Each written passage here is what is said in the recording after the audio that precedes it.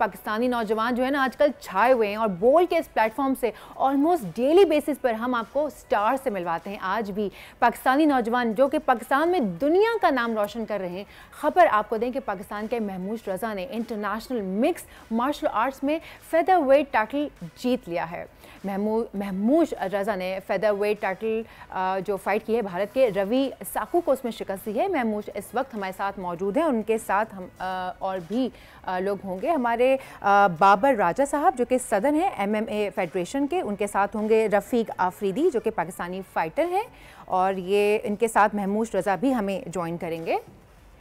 अस्सलाम वालेकुम, आप मेरी आवाज़ सुन सकते हैं? जी जी बिल्कुल, आपकी मेरी आवाज़ आ रही है? जी बिल्कुल, मैं भी आपको सुन सकती हूँ। वेलकम टू द शो भाई। महमूद कमाल कर डाला। जब हमें ये पता चलता है ना कि हमारे जो पाकिस्तानी खिलाड़ी हैं या पाकिस्तानी जो भी हमारा प्लेयर गया है और जीत के आया है और उसके अगेंस्ट जो है जो हरीफ था वो भारत था, तो वैसे ही जो है ना हम खुश हो जाते हैं। मैं जानना चाहूँगी कि क्या फीलिंग्स थी, पहले अपनी फीलिंग्स के बारे में बताइए, और ये जो इवेंट जिसमें आपने पार्टिसिपेट किया और जीता इसके बारे में बताइए।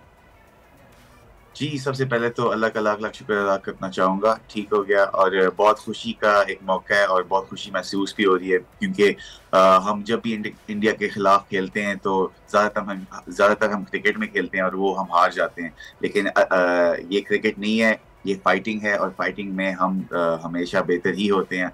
और बाकी मैं ये कहना चाहूँगा कि इवेंट भी बहुत ज़बरदस्त था। बाबर राजा साहब और मलिक शेर साहब का शुक्रिया अदा करना चाहूँगा, उन्होंने मुझे एक अपॉर्चुनिटी दी। और ये पाकिस्तान मिक्स मार्शल आर्ट्स के लिए एक बहुत ज़बरदस्त एक इवेंट है, और ये प्रमोशन कर रहे हैं काफ़ी सालों से पाकिस्तान MMA की, तो ये एक बहुत ज़बरदस्त चीज़ है।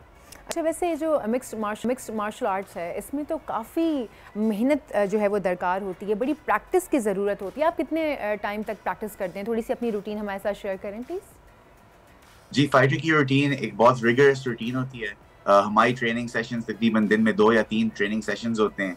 उसके अलावा मैं कोचिंग भी करता हूँ, तो 2-3 सेशंस अ डे मेरे अपनी ट्रेनिंग के। उसके अलावा फिर मैंने कोचिंग 2-3 क्लासेस सिखानी होती हैं। और इट्स वेरी हार्ड, मुश्किल होता है, लेकिन यही चीज़ हमने करनी होती है, ये हमारा जॉब है और हम करते रहेंगे इसको। अरे बहुत ज़बरदस्त हो गई बात। रफ़ीक भी हमारे साथ हैं जिन्होंने अपने रफ़ीक वो उनके साथ भी जो उनके हरीफ थे वो भारत से ही थे। रफ़ीक, आप बताइए कि क्या फीलिंग्स थी? अंडर प्रेशर थे आपके? भारत है सामने।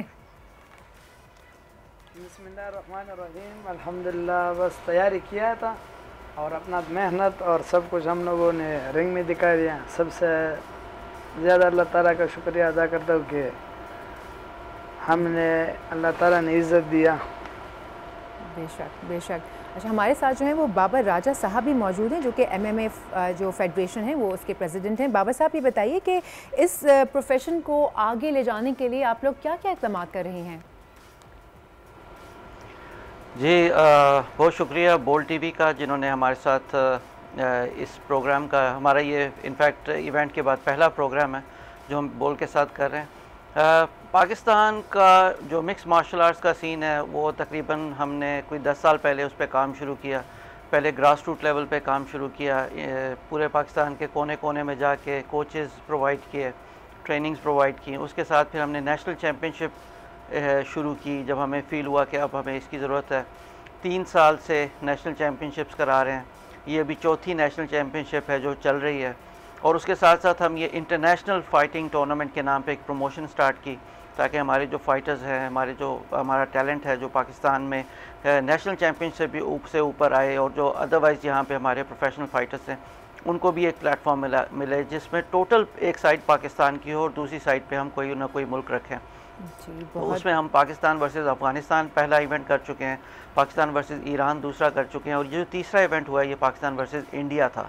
इसके अंदर पहली 3 फाइट्स पाक अफ़गान थी और 8 फाइट्स थी जो पाक इंडिया की थी, और 8 की 8 फाइट्स जो हैं हमारे फाइटर्स ने जीती हैं और टोटली वाइट वॉश किया है। तो ये एक बहुत बड़ी कामयाबी है, और सबसे बड़ी कामयाबी जो हमें लगता है कि पाकिस्तान के अंदर ये इवेंट होना और इंडिया की टीम पाकिस्तान में आना। ज़ाहिर है ये बहुत मुश्किल काम था, बहुत लंबे पूरा 1 साल लगा हमें इसकी तैयारी करने के लिए। हमें कुछ चीज़ों की वजह से ये इवेंट को भी 3-4 दिन आगे करना पड़ा, जो हमारे लिए बहुत एक बड़ा टास्क था। लेकिन मैं शुक्रिया अदा करता हूँ हमारी होम ऑफिस का, हमारे डीसी का, हमारे करंट गवर्नमेंट का, जिन्होंने एक दिन के अंदर हमें सारी परमिशंस दी। हमारे डीसी साहब का मैं उनका नाम लूँगा, हारून साहब का, हमारे एडिशनल डीसी उनका नाम लूँगा। इन लोगों की काविशों की वजह से हमारा पुलिस डिपार्टमेंट, उन्होंने ये देखा कि ये पाकिस्तान का मामला है और अगर ये इवेंट ना होता तो ये पाकिस्तान के लिए बड़ी बदनामी होती। अल्हम्दुलिल्लाह इवेंट भी हुआ और उसके बाद हमारे जो फाइटर्स थे पूरे साल से इसकी तैयारी कर रहे थे, उन्होंने अपनी परफॉर्मेंस भी दी। जी जी बिल्कुल, बहुत अच्छी बात है। वैसे एक क्वेश्चन मैं महमूश आपसे करना चाहूँगी।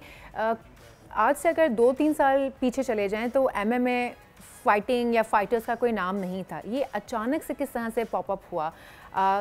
क्या ऐसे इवेंट्स इंट्रोड्यूस हुए या क्या ऐसी प्रैक्टिसेस हुई या आप लोग इस तरह से एकदम से हाईलाइट हुए?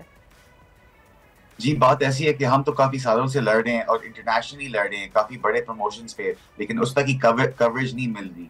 वो इसलिए क्योंकि अभी पाकिस्तान में MMA मेन स्ट्रीम नहीं हुआ, लेकिन दैट इज वेयर बाबर राजा और ऐसे गार्डन्स का ग्रुप आ जाता है।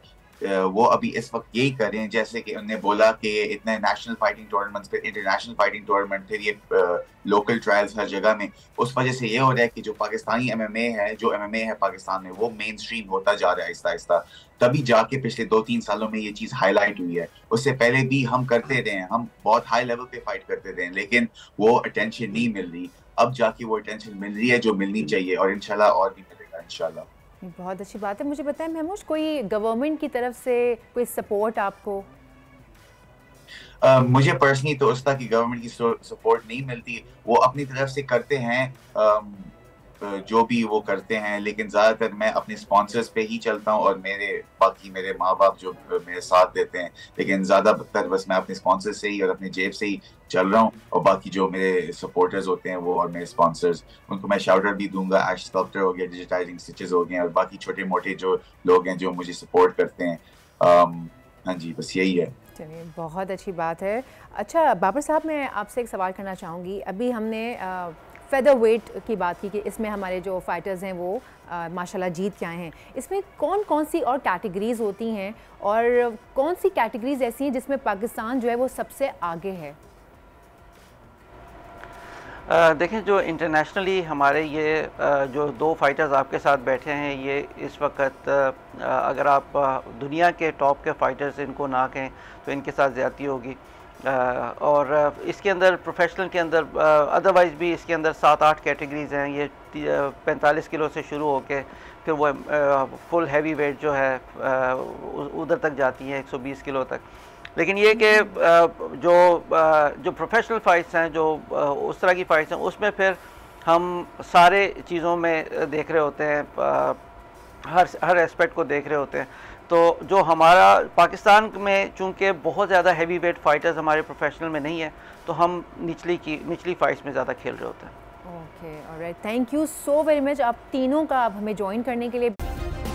सब्सक्राइब करें और बेल दबाएं ताकि कोई खबर रह न जाए।